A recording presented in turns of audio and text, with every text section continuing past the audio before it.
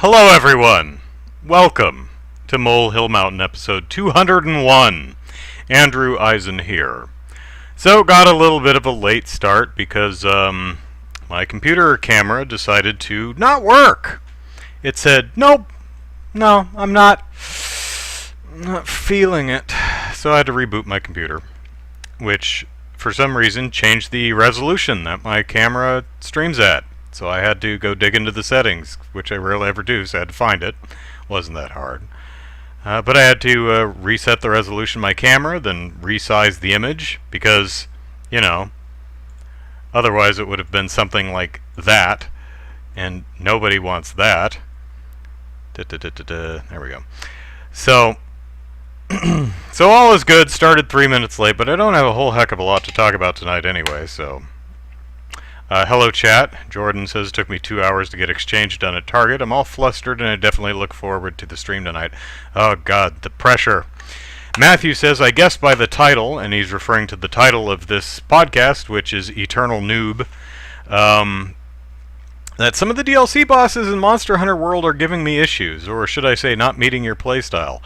That is true. So let's talk about Monster Hunter World Iceborne.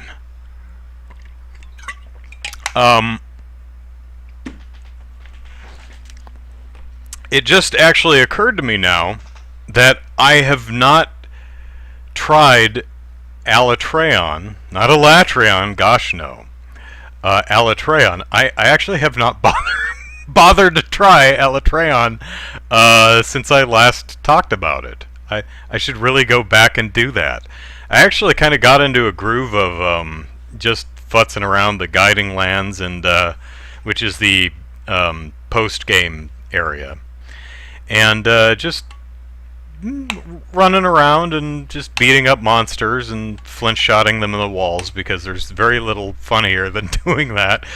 For those who don't play the game, your character has a little grapple hook, which you can use to latch onto a monster's head, which, under the right circumstances, you can then punch the monster in the side of the head, and it will turn around and it will turn 90 degrees. So you keep punching it in the side of the head to get it to face a wall, and then you have on your arm what's called a slinger, which is essentially a slingshot that fires little bits of ammo out of it. So you go boom, and you just fire ammo into the side of its head, and it goes ow, and runs away, and then hopefully runs into a wall and knocks itself stupid. Now, if you have a particular skill in your armor set, the stone thrower skill, that gives you more ammo. So if you're quick, what you can do is just go, oh hey, a monster, and walk over to the monster, latch to the side of its head, punch it in the side of the head so it faces a wall, boom, whap, right into the wall, and it falls over, and it's like, oh man, what the hell was that all about?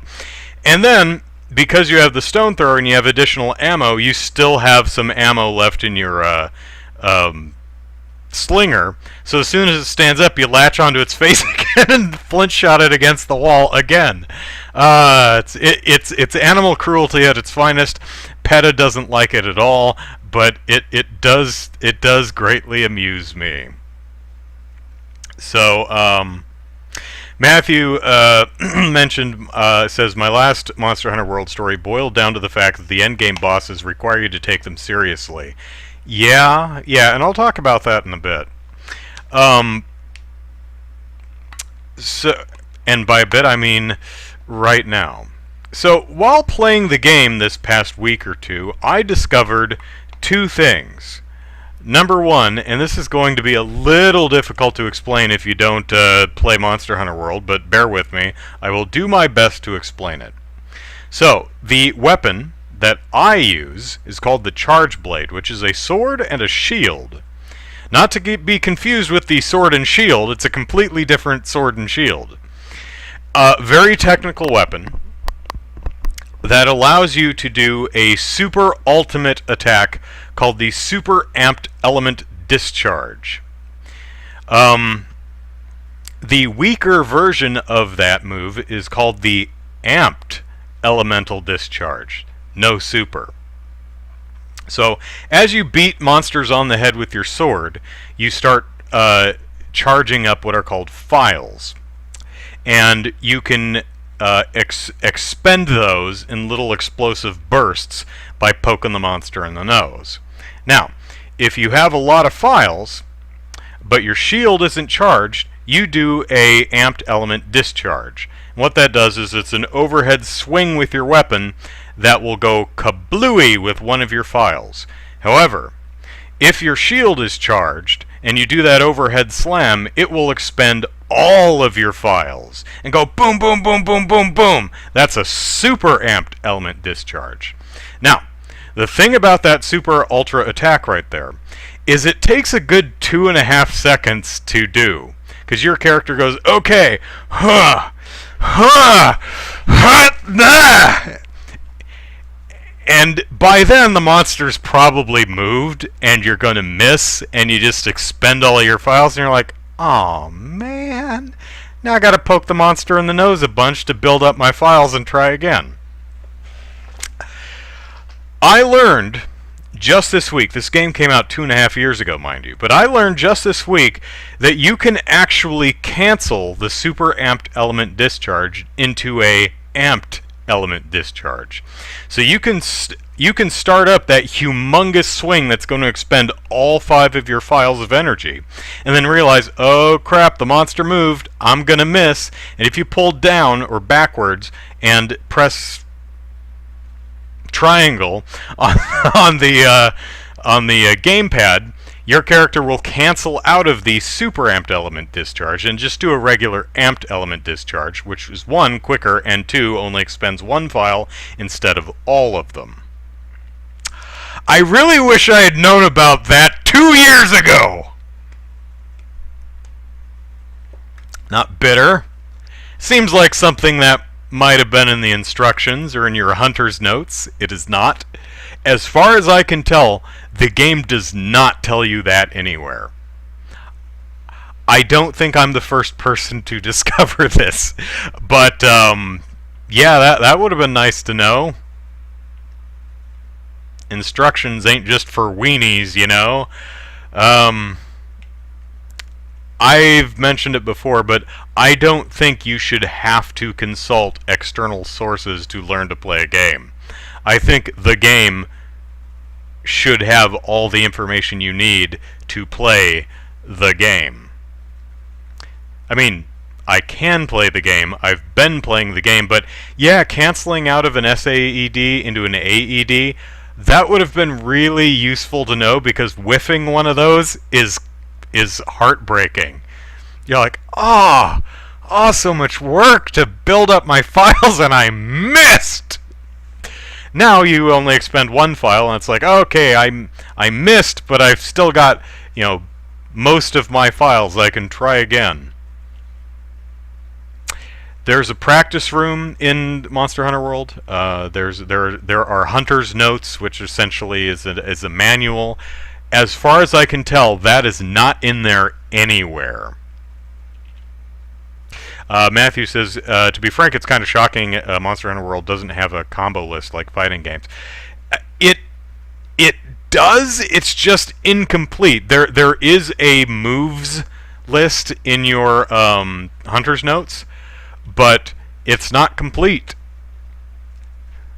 Canceling out of an SAED, not in there. I looked. And unless it's hiding somewhere other than the specific moves for that specific weapon, I don't know where that would be. Now, I learned a second thing just a couple days ago. The canceling the SAED, I think I learned like a week ago. I learned something else. So, if you're not familiar with how the game works, you are a hunter. There are monsters. You hunt the monsters. Monster Hunter. So, you pick up a stick, you go smack the monster on the head with the stick till it stops moving. Then you carve off its bits and bobs, and you use its bits and bobs to build better armor and weapons to take down bigger, badder monsters. So, as you progress through the game, you expend your resources to build new weapons and new armor. Now, for armor, basically what happens is each monster has its own armor set. So if you defeat the Great Jagras and you carve enough bits out of its butt, you can build the Great Jagras armor. Now, that armor is pretty much as good as it's going to get. The skills it has are the skills it has. How much defense it has is how much defense it has. You can't really upgrade the Great Jagras armor to Great Jagras Plus armor, so to speak. Weapons are a little bit different. You can build a Great Jagras Greatsword, but there are like tiers of weapons. So as you get better components, you can make like a Great Jagras Plus or a Great Jagras Plus Plus sword, right? However, there are things you can do with the armor. There are things called, there are decorations that you can slot into the armor to add more skills, and you can spend armor spheres, which you get as quest rewards or mining out of rocks, to toughen up the actual armor pieces to give them a higher defense rating. There's a upper cap on that, so you can only buff up your armor so far before you reach the upper limit and have to just make new armor or make do with the amount of defense you have. But it gets more complicated than that because Monster Hunter is nothing if not convoluted. So, at the end game, they allow you to augment your weapons. What that allows you to do is spend more resources to add extra skills to your weapons. And these skills can be extra defense, extra offense. Actually, don't think that one's a thing. Extra affinity, which means you're more likely to do a critical hit. Health regen, elemental damage, stuff like that. I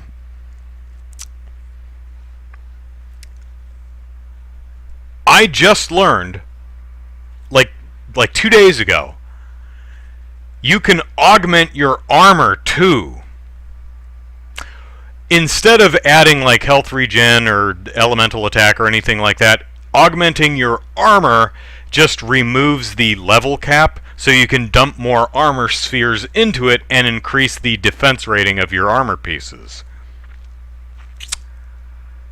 Huh. Wish I'd known that a while ago, because I've been wandering around with some pretty weak-ass armor. On the other hand, I guess it's forced me to play a little bit better. Because, I mean, when I'm fighting, endgame monsters like Tempered Elder Dragons and stuff, they can one or two shot you pretty easily.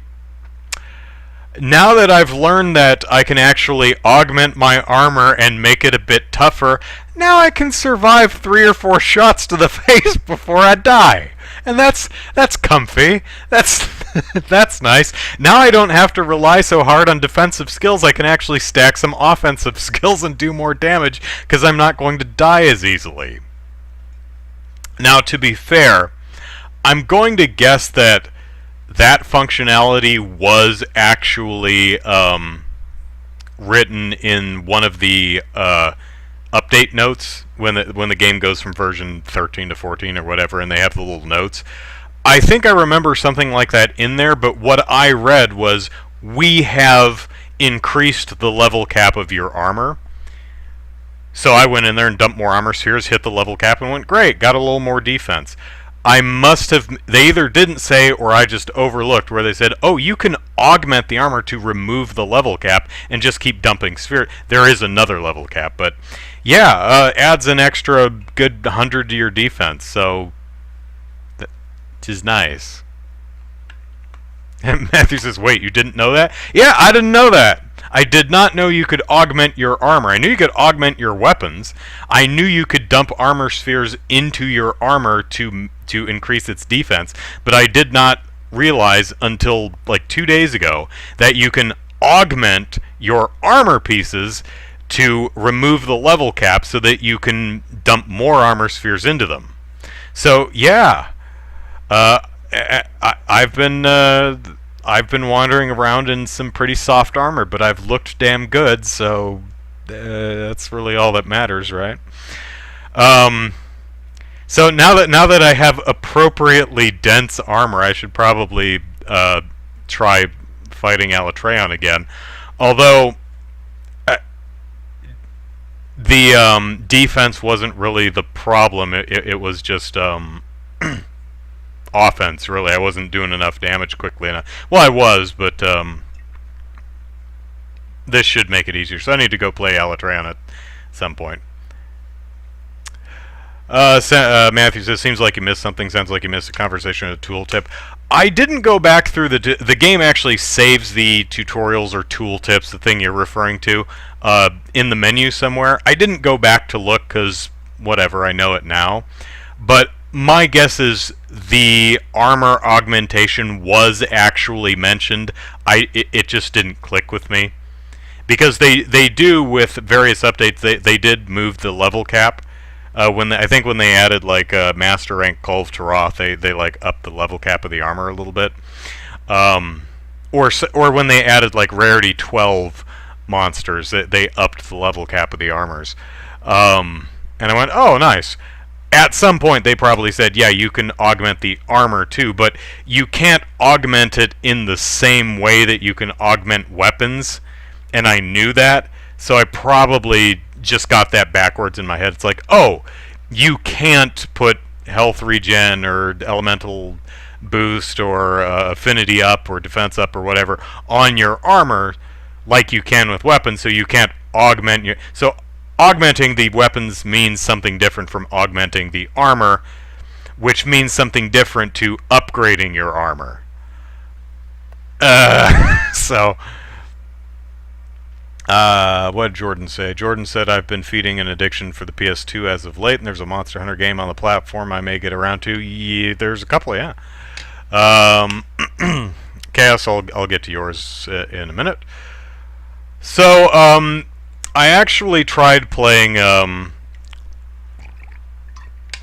Taroth, the pre-Iceborne Kulve Taroth, because I figured, you know, I've got master rank stuff, so maybe I can just brute force this one.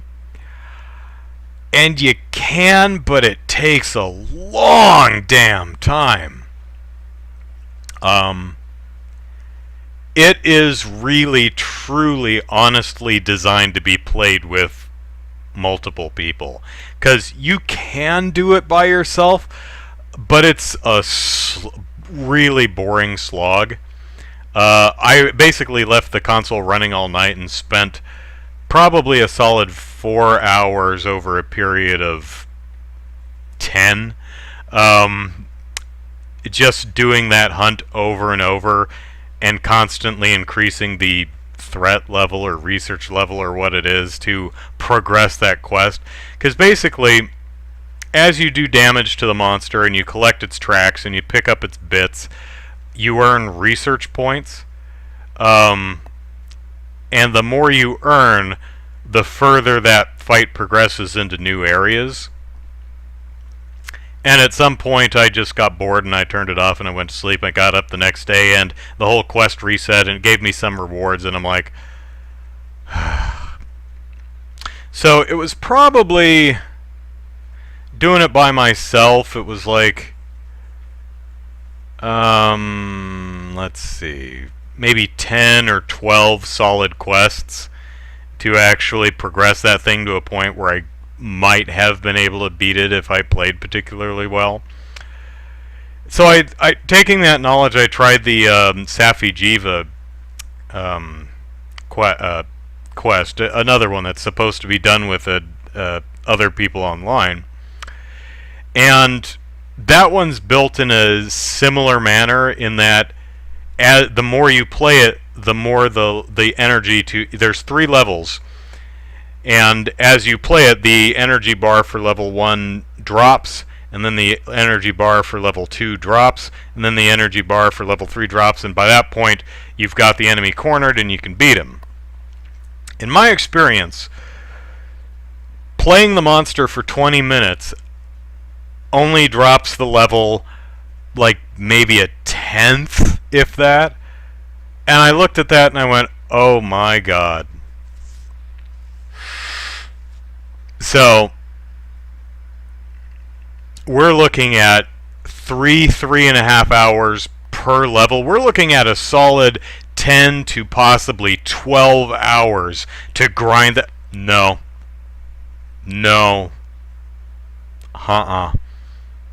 And I still feel like I'm just missing something, like I'm totally doing something wrong. Because again, I have full part breaker on my armor set.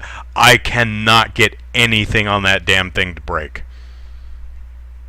I can flinch it.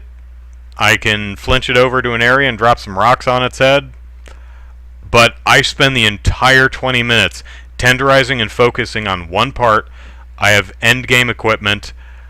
I don't have the Kolf Taroth weapons, which are some of the best, but you know, I can't beat Kolf Taroth by myself, so I can't. Some can. I can't. But yeah, I feel like I'm doing something wrong because I cannot get that monster to break at all. So I guess I don't get any Safi Jiva armor or weapons or Kolf Taroth weapons, which makes me sad because I'd like to have them. And I think Capcom should throw gamers who don't have internet connections a bone, although those updates come over the internet. So throw gamers who don't have PlayStation Plus a bone and make it more enjoyable for single player. Maybe that would screw up the balance for multiplayer. I don't know.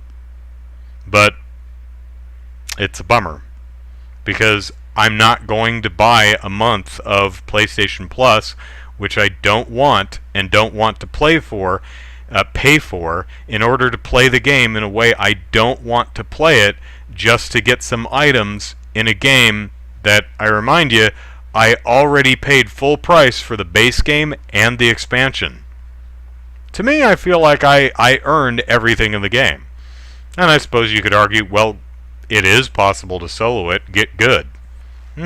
True. But I'll give Alatreon definitely feels within my skill level. I'll have to try that again. I just completely forgot about that monster.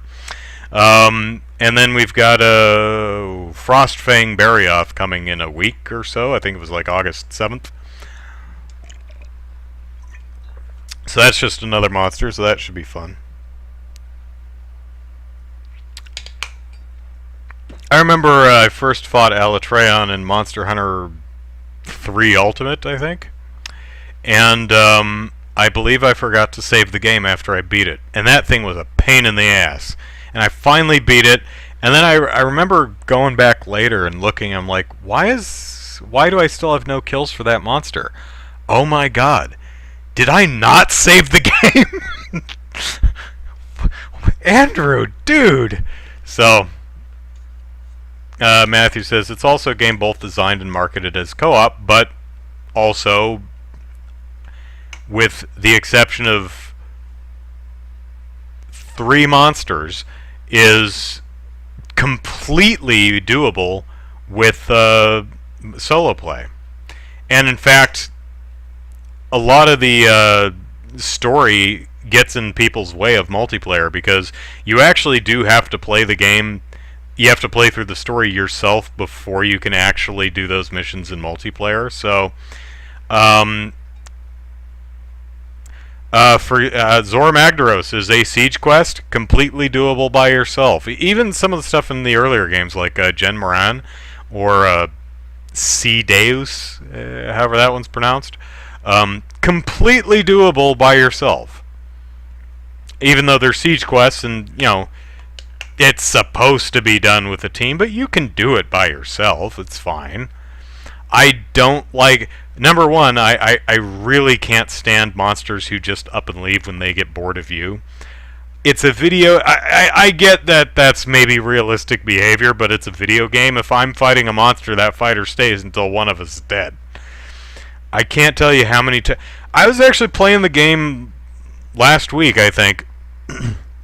And I had a string of like 4 damn monsters right in a row that just up and left in the middle of a fight. I was fighting, I think, Tempered Rajang, which super rare son of a gun. Can hardly ever get that jackass to show up, which sucks because I need his bits. And I had him down to where he was about to die, and he went down to the volcano area to take a nap. I'm like, oh, you ain't getting away with a capture, buddy. I'ma kill you. And I sleep bomb him awake, and he's like, oh, dude, oh, dude. And he walks right out of the level. I'm like, what the hell? That's not fair. Not fair. That same play session, I think I fought a Uragon who did the same damn thing to me. And I thought to myself, okay, next time, capture the monster when they go to sleep, because they just wander off. And I think I fought like a tempered silver Rathalos or something, who just immediately took off and left. I like walked up to him, smacked him with my sword, and he's like, dude, the hell? And he flew off and exited the level. And then there was another monster who did the same thing. It's like, that is supremely annoying. That should programmatically not be allowed. Because it's annoying. Especially because a lot of times you need components. Like it's, oh, I need the tempered glimmer pelt. What the hell is that? Oh, that's an item that you get from a specific monster, a specific type of monster, in a specific area. Rajang was introduced last fall, I believe. I needed the tempered version of that monster in the Guiding Lands. Can't just do a quest where there's a tempered version of the monster. No, different parts. Gotta wait for a tempered version to show up in the Guiding Lands. Literally 3 months before that jackass finally showed up. And this was before they added that specific lure system and the fixed region lock. Actually, fixed region locking might have been in there, but it took 3 months before tempered Rajang showed up. 3 months. And he left before I could kill him. Luckily, I had Plunderblade on my Palico, and I got enough bits off of him to do whatever the hell I was doing with his bits, but still pissed me off.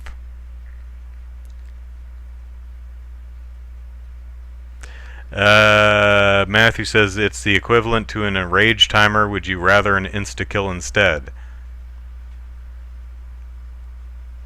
What? What's equivalent to an enrage timer? And insta-kill me or insta-kill the monster? I would rather the monster that I'm specifically engaged with not just get bored and leave. You know, the regular quests have a time limit, so if you don't beat the monster in 50 minutes, you fail. Okay. But it's not like the Guiding Lands has a time limit. That's for casual hunting. And it's not like I took over 50 minutes anyway. It's like 20 minutes. And then Rajang, I wake him up with a bomb and he walks right out of the level. I walk up to a monster, I hit it in the face, and it leaves the level. And there's nothing you can do about that. I hate that. I don't like that. Not everyone may have a problem with that, and that's fine, but I don't like it. And I also don't like DPS checks. I actually don't mind Alatreon's much, because the DPS checks aren't like Kulve Taroth's, where if you don't meet the check, if you don't do enough damage in a certain amount of time, Kulve Taroth just leaves. And you have to start the quest over. And that is supremely annoying. With Alatreon, if you don't meet a DPS check, you're just going to die. Which you've got a couple lives, so you can afford to screw that up a couple of times. So Alatreon's mechanics don't really bother me. Kulve Taroth's do. I don't like that. So, I still like Monster Hunter, though. Fun game. I've got my nitpicks, of course, but Oh, another nitpick. Uh, Say there's a weapon that you want, something up in the upgrade tree, and you look at the materials required. They will be question marks until you've found that material.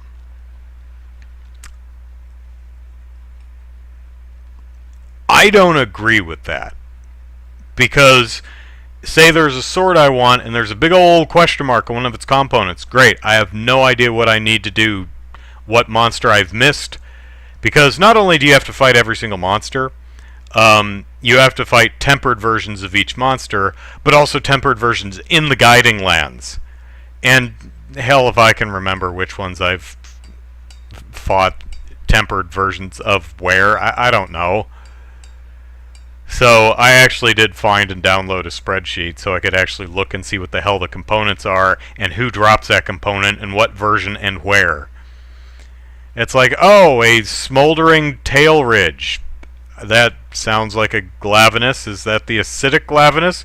Or is that the regular glavenus? Okay. Is that the guiding lands glavenus? Or is it a regular quest glavenus? Okay, is it tempered or not? Usually the tempered ones, it will literally say tempered whatever. But, yeah, I don't care for that. Just tell me what I need and where to get it, please. So... going back, so that's about all I have to say about Monster Hunter. I still really, really like the game. And Monster Hunter World has made gigantic leaps forward over previous games as far as usability and respecting the player's time and explaining the mechanics of the game. I feel it still has a ways to go, but definitely positive steps in the correct direction. So, Chaos asked me earlier, is there an upcoming game that you are really looking forward to? Yes, Yakuza 7. Whereas the English title is, I think, Yakuza Like a Dragon. Yakuza is not a verb. One does not Yakuza. So you can't Yakuza like a dragon or anything else. There isn't a specific way to... It's not a verb. Now, honestly, I think it's supposed to be like Yakuza, subtitle, like a dragon. Now, the funny thing is the name of the series in Japan is Ryo ga Gotoku, which, from my understanding, translates essentially to like a dragon. So the English title's Like a Dragon, Like a Dragon.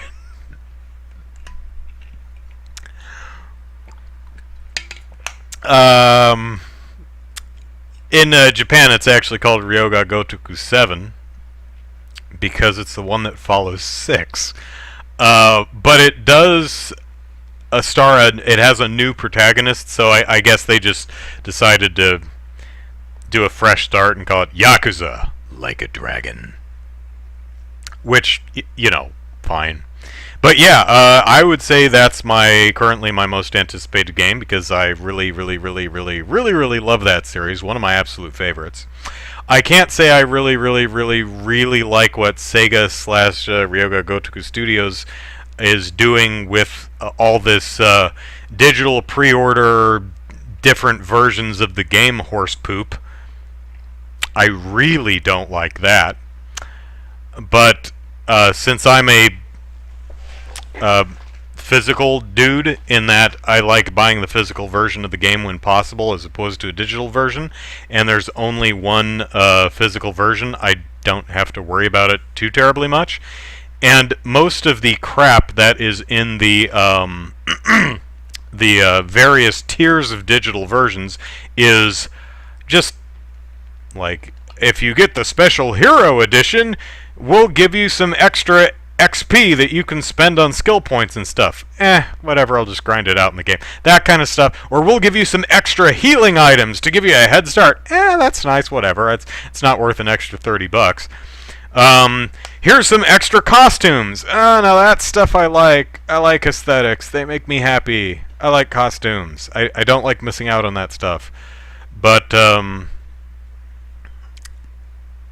The ones that really bother me is there are apparently like 2 job classes, which are essentially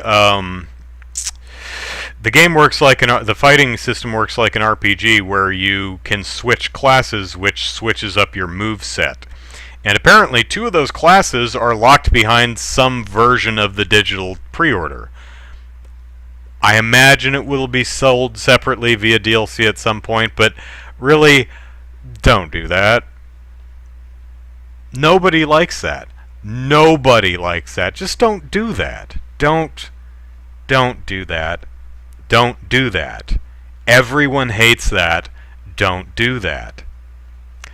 And as much as I'm annoyed about missing out on those things, cumulatively it's not worth $30, and the Ultra Super Special Edition, $90. Base game, $60. So you're telling me that the 2 job classes, a handful of costumes, and a bunch of consumables that you can get in the game anyway is worth literally half the price of the game? Horse poop. Horse poop. You should be ashamed of yourself, Sega. For shame. Shame. Still buying the game. Not paying $60 for it, but still buying the game. I have pretty high confidence that I'll enjoy it too, because it looks fun. So yeah, Yakuza 7 or Yakuza Like a Dragon. That's my my most anticipated game right now. What's my most anticipated Xbox Series X game? I don't know, because they're not interested in showing me how any of them play, except Halo, which looks crap. So. Oh, and Destiny 2. They actually showed some gameplay for that, but I don't like Destiny 1 or Destiny 2, so that didn't interest me. What else they show gameplay for? Oh, I think I have that in my notes. Hang on. Did I write that down? I did not. I did not write that down. Oh well. Let me qualify Halo looks like crap for Halo fans. I expected it to look better, and maybe it will. It doesn't look bad, but it doesn't look good. There's a lot of pop-in and LOD, level of detail switching. I mean, it's a really big open area. I was kind of surprised to see that the characters don't have shadows, which kind of makes them look like they are not really part of the environment. That was a weird choice. Also, tonally it doesn't work. Since when maybe I've been missing out on the Halo lore, but since when is Master Chief the single most boring generic character in all of video games? Sorry, I don't like Master Chief. He's dull as hell. Even the name is Master Chief. Jesus. Since when is he fighting squeaky voiced cartoon characters that splat like enemies in Jet Force Gemini? That feels like a departure to me. Halo fans, did that feel like a departure to you? 'Cause that was weird to me.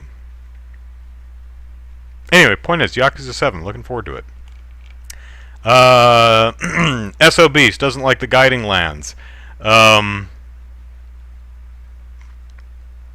It says I also got lost in the forest area. The guiding. Oh, I still get lost in the forest area. I hate the forbidden forest. Is that what it's called? Well, the forest area. Both the forest area, the guiding lands, and the ancient forest. That's what it's called. The ancient forest level. I hate both those areas because 2.5 years later, I still cannot find myself navigate my way around them. Can't do it. I suck.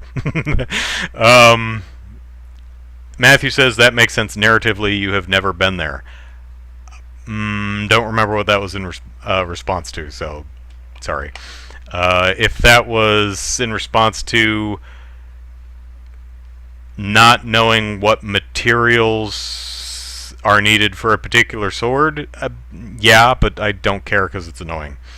Matthew says, Capcom has confirmed their next Monster Hunter will be on Switch. Kind of wonder what they would do since Monster Hunter World is way too complex to run on Switch. I would imagine they'll do something like Generations, which is on Switch. Yakuza 7 getting an English dub, but I'll still be sticking with the subs, as will I. Dub looks great. They had some little development diary stuff, and I'm glad there's a dub. I'm glad they're treating it well. I'm glad the translations are done with respect, and they're getting fine performers. The dub, if you decide to play it with dub, I don't think you'll go wrong. It looks like it'll be quality.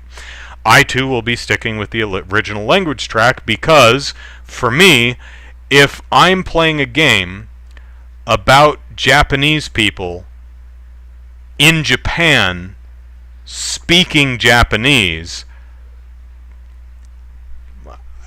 it's weird for them to speak English, to me. I mean, if that doesn't bother you, great. Which brings me to Ghost of Tsushima, which I heard, no idea if this is true, but I heard that the lip flaps are timed to the English dub, which is the wrong decision. Sucker Punch, right? I think it's Sucker Punch. Or at very least, not the decision I would have made. Because, again, Japanese characters in Japan speaking Japanese, time the lip animation to the Japanese track, you goobers. I mean, you want that really authentic Japanese movie thing? Then, yeah, the English dialogue track does not match the lip flaps. That's how it works. That's authentic, you dorks. Oh well. Let's see. Jordan says, bought a decent-looking space survival horror on... Oh, now I have to scroll up. Bought a decent-looking space survival horror on Switch eShop, and because my Wi-Fi is through the hotspot on my phone, I'll be playable in 17 hours after the down... Oh, God, I'm sorry. Let's see. Jordan says, Japanese government doesn't want to glorify anything that's connected to the Yakuza since it's a real-life criminal mob. Don't know what that has to do with anything, but I'm not aware of any content restrictions on content regarding organized crime. But I don't live in Japan, so I don't know. Matthew says just going to ignore it and buy the base game. If you're referring to Yakuza, yeah. Again, since I'm a physical copy desirer, there's only one of them. So, oh, another thing, no matter what version you buy, you can't get everything. There's no single version of the game you can buy to get everything if you consider the steel case a part of everything. Can't have everything. You want the steel case? Great, you're going to be missing out on some of the digital content. You want all the digital content? Well, you can't have the steel case. Sega, do you seriously expect people to buy 2 copies of the game? Because I like stuff like steel cases and art books and, you know, tchotchkes and fold-out maps and, you know, that kind of crap. If you want to sell a $90 version of the game that has all that kind of extra crap, that to me is totally fine. But when it feels like you just yanked out some of the contents of the game to jack up the price of the, yeah, that's when I get touchy and peeved. Let's see. Chaos says, I think those may have been the only ones they showed gameplay for. The Xbox show, yeah, there was something like 20 some odd games. I had a whole Twitter screed, Twitter harangue on this. I live tweeted that bugger, and basically it was a series of 2-3 dozen tweets going, they showed this game, but no gameplay, so don't care. Like I said, as Halo had gameplay, and a lot of gameplay. So kudos to them for showing a lot of gameplay. It didn't look good to me. I hope it looks great for Halo fans. I'm not a Halo fan, so no loss here. but I know a lot of people are, so I hope Halo Infinite is really like, oh man, that's exactly what I want in my Halo. I genuinely hope that's the case. There was some gameplay for Destiny 2. A couple other games had a few quick clips of gameplay, and I can't remember any of it, so a huge failure to me. Like, if you show me your game and I genuinely cannot figure out what the hell it is or how it plays, you failed. Oh, but we did learn that Hellblade 2 Senua's Sacrifice 2... Senua's Sacrifice Harder or something. They didn't show any gameplay or any new footage, but now we know it takes place in Iceland.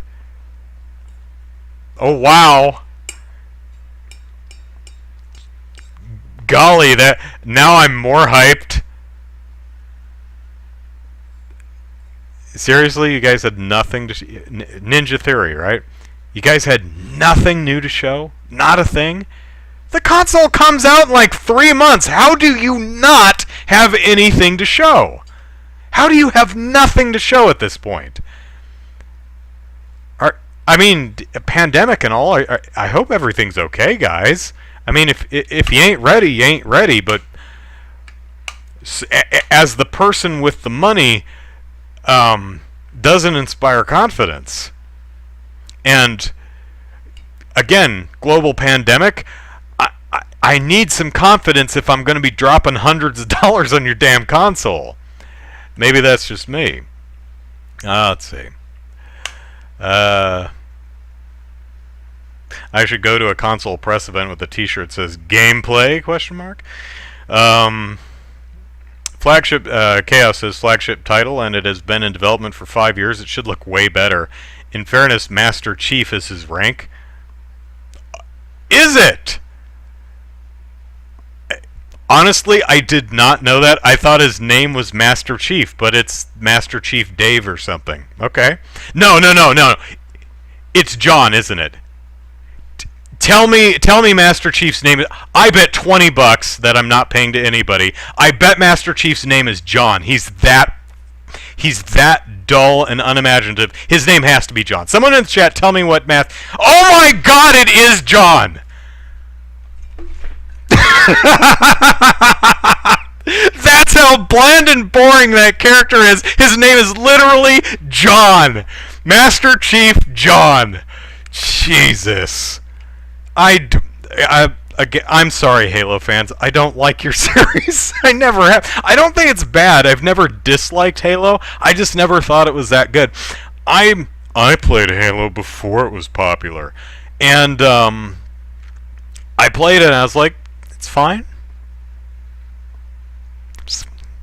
I always felt it was average. I never thought it was anything special, but then it took off and I was like, really? Halo? Really? Huh. So,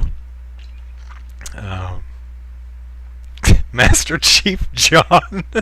John the Master Chief.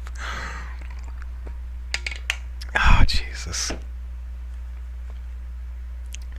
Chaos says grunts, parentheses squeaky, have been around since Halo 1.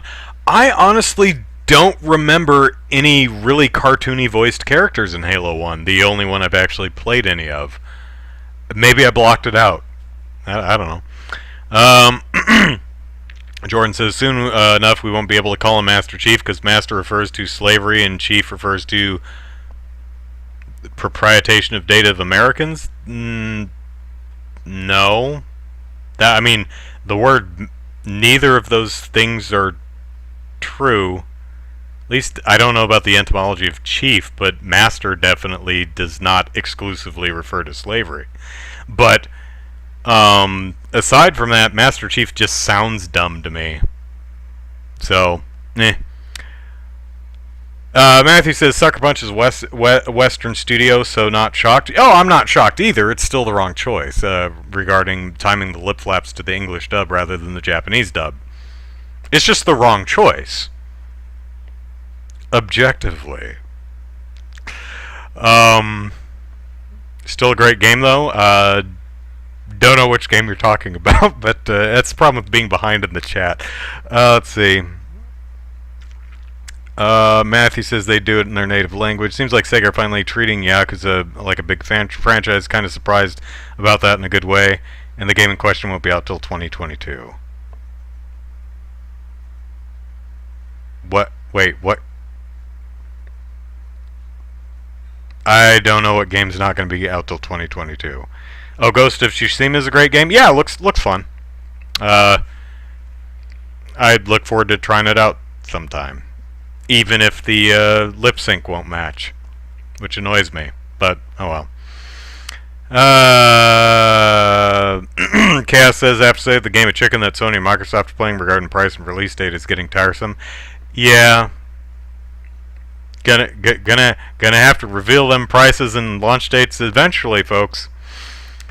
Yeah, B says, I'm glad there's going to be a new Fable eventually. Yeah, there was another, pardon me, there was another game that had absolutely no footage, boy, I hope you remember the Fable franchise, because other than spin-offs, it's been, 10 years since Fable 3, the last Fable? So, hope you're familiar with what the IP is, otherwise you would watch what they showed and have absolutely no earthly clue what the hell the game is. And we may, even knowing the franchise, you might not know, because who knows what it'll be. So, although I did totally call the little fairy getting eaten.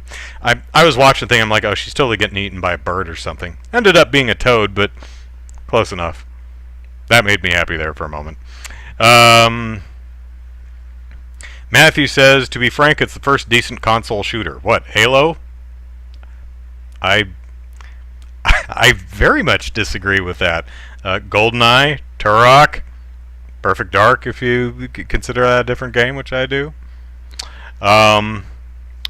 Jordan says you should make and sell t-shirts that say gameplay and F kittens. Aw. Let's see.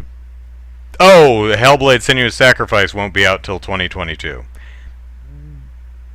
Sure, okay, fine. But, again, if you have nothing to show me, then you can't expect me to be enthusiastic. We have a new Hellblade in 2 years. Oh, great. You have anything to show me? No, but it takes place in Iceland. Cool. Would you like to see home movies from our trip to Iceland? No, but I wouldn't. I don't care, but I'm sure some others would be interested, so I'm glad you're making that available. Would you like it to tell us anything about the game? Anything? Story? What we might do? How it differs from the first? No, nothing. Absolutely nothing. Just nothing. Just Senua ing at the camera, and it takes place in Iceland. Well, we already saw her ing at the camera, but now we know it takes place in Iceland. Maybe I'm just hard to impress. I don't know. If I could reboot any game franchise, what would it be? For you, Crimson Skies. Okay. Matthew says GoldenEye and Turok were bad. They haven't aged well. I disagree.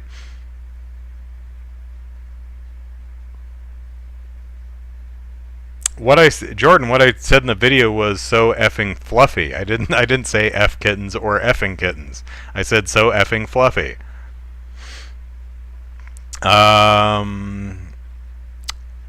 Reboot a game franchise. Skies of Arcadia. Is that the right one? Yeah, Skies of Arcadia. Or a sequel. Sequel would be fine. I'd like to catch up with those characters, see what they're all getting up to. But reboot. Oh man, does the new Battletoads look awful, or is it just me? Like I can't get over that art style. That is off-puttingly ugly to me. I hope that extreme screen shake crap is just the trailer and not actually in the game, because woo, was that annoying. Man, I was looking forward to more Battletoads, but golly, that looks awful. Cass says I'd be all over remake or sequel of. Actually, Jordan, I have to say, a shirt that says "so effing fluffy" would actually be kind of funny. No worries though. Can't be all over a sequel or remake of Skies of Arcadia. Well, Skies of Arcadia Legends. Well, it wasn't a remake of the Dreamcast one. It was more of a update.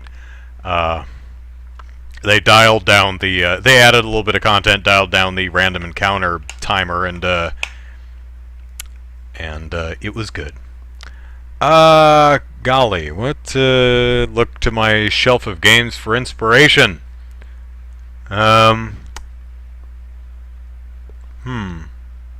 know what I haven't seen in a while that I'd like to see again? That I'm again staring over at my shelf of games here. What the hell is it called? Trauma Center. I like those games. Those are fun. I specifically liked Trauma Team, which through 6 medical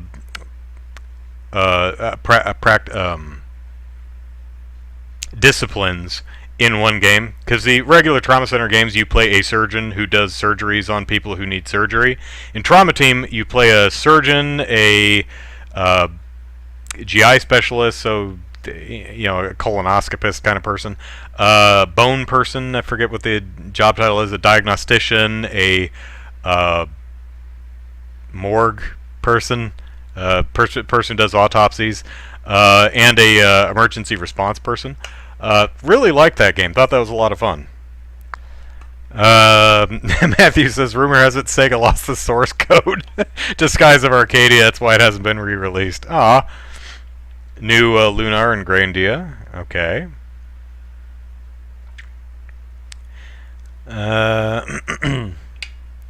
Oh, hey, I managed to ramble all the way to 8 o'clock.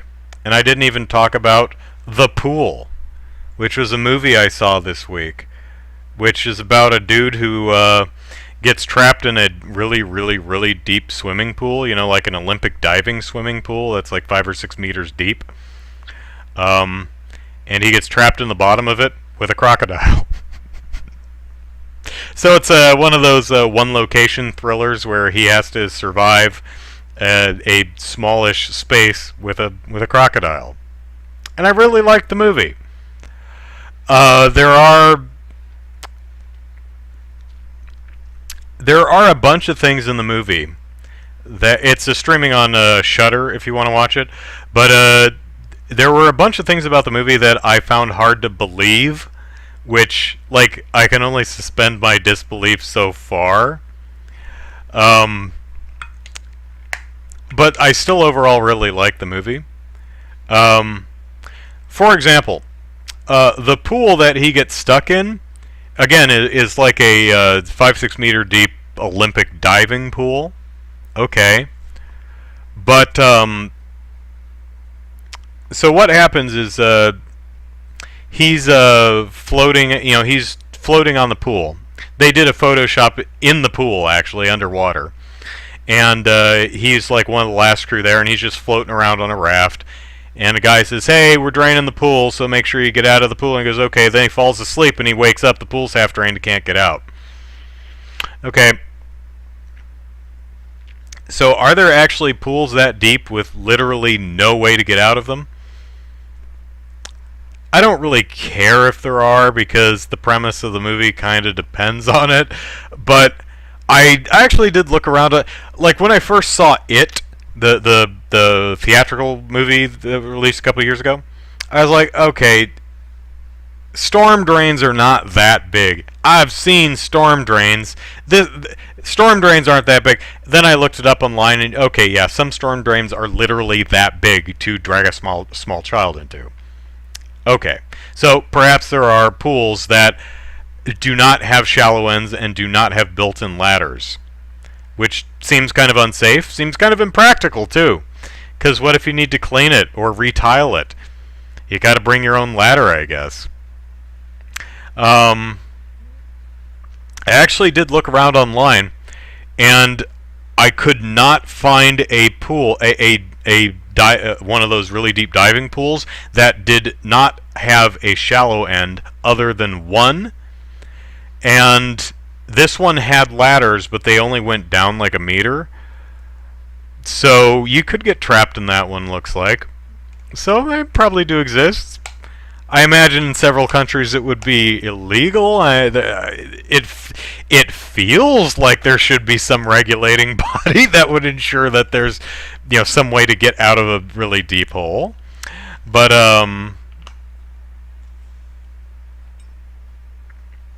Jordan says there's a mock buster of 47 meters down called 12 feet down where two girls get trapped by a criminal in a YMCA pool. And you're putting red nail polish on your puppy, and she wasn't having it. It looks like she mauled someone. Nice. So whether pools like this exist or not, I don't care, because the premise of the movie depends on it. Likewise, I don't know how long it would take to drain that much water, but it seems like even with a pump, it would take several hours to half drain the pool, right? So this guy, knowing that the pump was on, still fell asleep for hours? Again, okay, because if he doesn't, we don't have a movie. I guess he could have just fallen in or something. But the movie keeps going. His girlfriend shows up. So it's at the point where the pool's half drained, and he's like, "Oh God, I can't get out." And his girlfriend shows up, and she's like, "Cannonball!" And I'm like, "What, dude? You can clearly see that the pool is half drained and he's trapped. Why would you cannonball into the pool, you dork?" That one was like, okay, I do not believe for a minute that she would jump into this half-full pool from the high diving board. Yeah, didn't buy that one. So the pool gets drained. They're stuck in there with the crocodile, and they pull the, it's not a manhole cover, but the cover off of the drainage system, and they go down into the pipes underneath, the drainage pipe underneath, and they go it goes in two directions. So they go one way, and it dead ends into a service room where the pump is. And it's literally like 3 or 4 days later before they decide, you know what? We should explore in the other direction because the water's got to drain somewhere.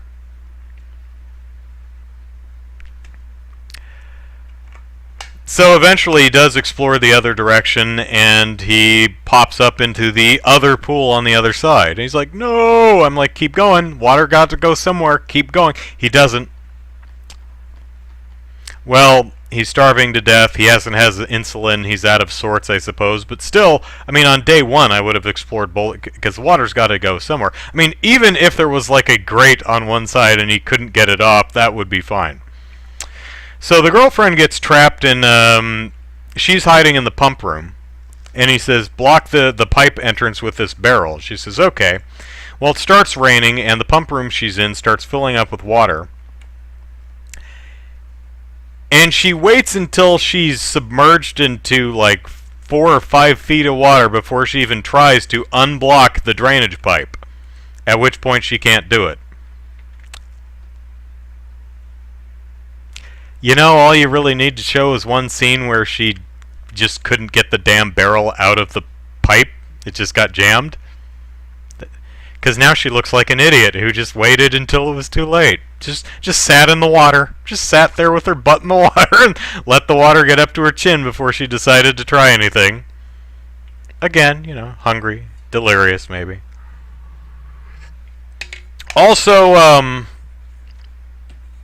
don't care how well trained your dog is. Blowing a whistle will not convince even a trained dog to jump in a 6-meter hole. Dog ain't gonna do it. I don't care how much that dog likes you. I don't care how much, and it wasn't a matter of, come on, Lucky, come on, I've got you. It was the dog hears the jump whistle, and it's like, I gotta jump in the pool. Nope, that ain't gonna happen. Just like you can't really get it. It doesn't matter how much you kick a horse inside, it's not gonna jump off a cliff. Same thing with a dog. It's just not gonna do that. Dog's not suicidal. I've seen some stupid dogs, but they ain't that stupid. It's not like they have no sense of self-preservation. So there were a bunch of things in the movie that I was like, oh, come on, come on. But there was a lot I liked about the movie. I liked how bleak it was. I liked how mean it was. Because man, these everything that could possibly go wrong for these two just absolutely goes wrong, and it's horrifying in its sense, but it's also just kind of funny how it just nothing works, and it's like, wow, Mother Nature hates these two. Fate hates these two. Even Death from Final Destination would be like, oh man, that's just cruel. But there's a lot of great. One thing I really like about the movie is the croc that's stuck in the pool with them isn't like some giant mutant monster croc. It's like a 5-footer.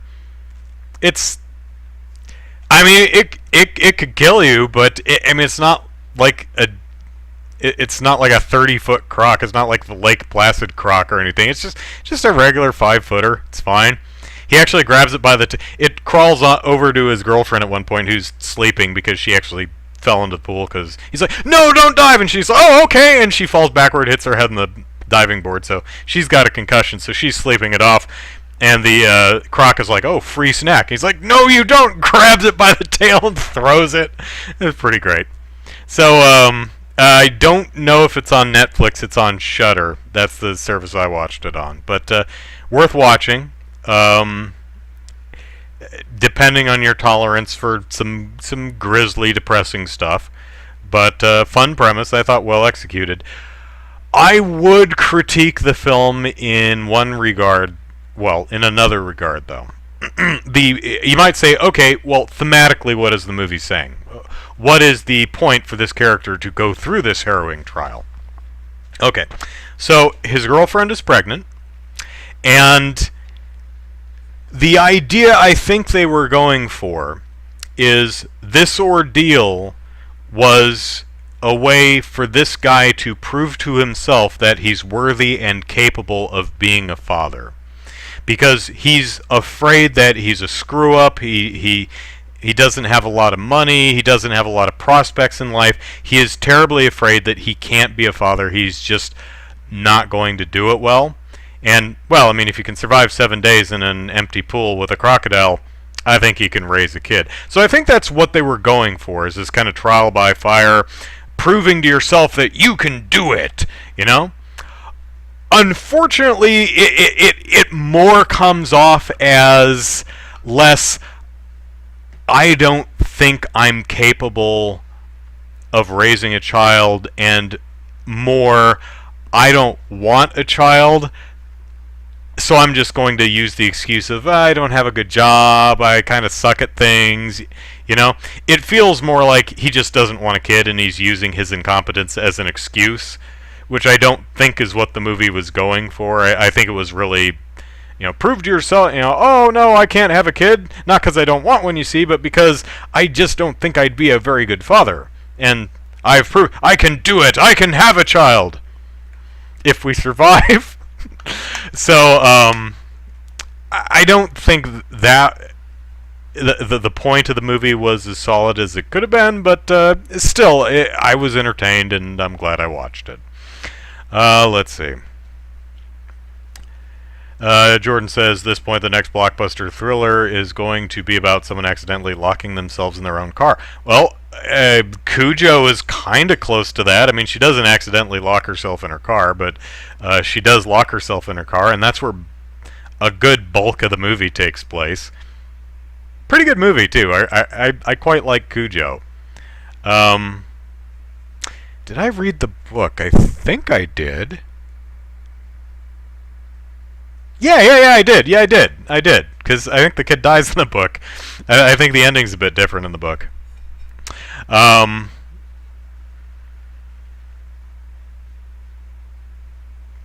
Good movie. Let's see. If I could digitally erase the croc and put a Pomeranian... digitally erase the... trapped in a pool, the Pomeranian. Beastas is the pool gory.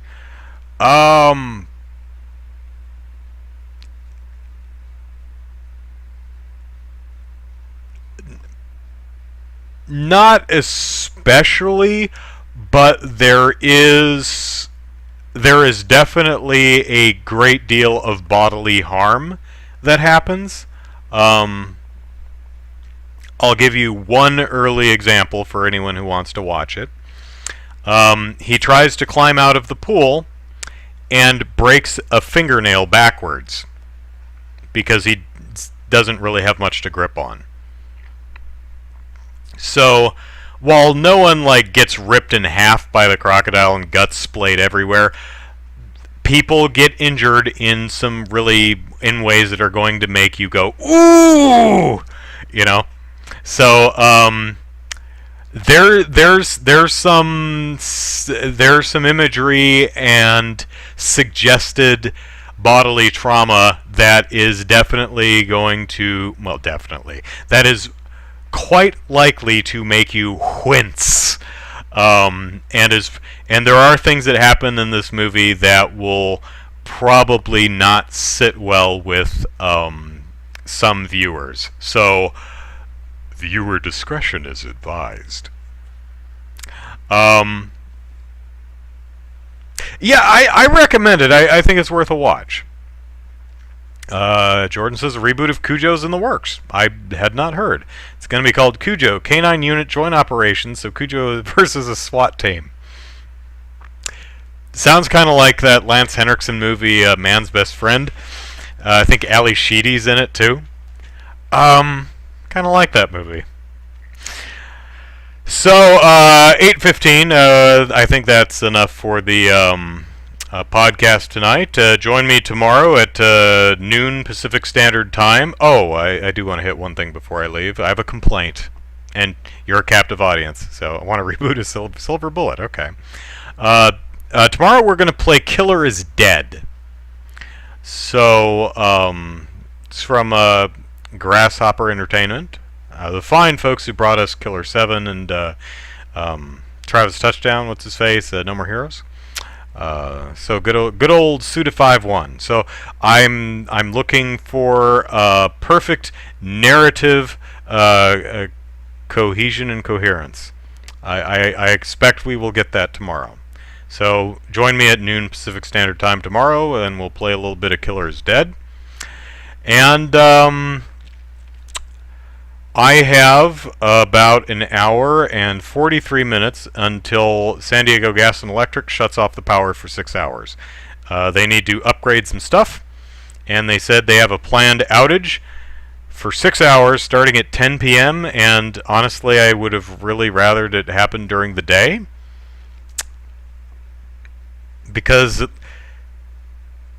Or later at night, like at midnight or 1... Because 10 o'clock is too... Because if the power goes off at 10 and it's out till 4, I may as well just go to bed. Because I can't do anything. Can't see. It'll be completely pitch black. And, again, pandemic. Can't go anywhere. Nothing's open. Nowhere to go or nothing to do. I mean, I could just walk around, I guess. So that's going to kind of suck. Oh well. Hey, I have a debut review for Avatar: The Last Airbender this coming Friday, so look forward to that. And the following Friday, a debut review for The Dragon Prince, which is funny because I noted in my review that the two shows are exactly the same. They have the same setup. And then Brian pointed out in one of the comments, said, yeah, written by the same guy. I'm like... And I looked it up, and it's like, oh, son of a gun. The head writer on Avatar is one of the co-creators of Dragon Prince, so I guess not too surprising that those shows are fairly similar. So anyway, lots of stuff to look forward to, and hope you'll join me tomorrow for a little bit of Killer is Dead. So I hope the power stays on all night for all the rest of you. Take care, everyone. Bye-bye.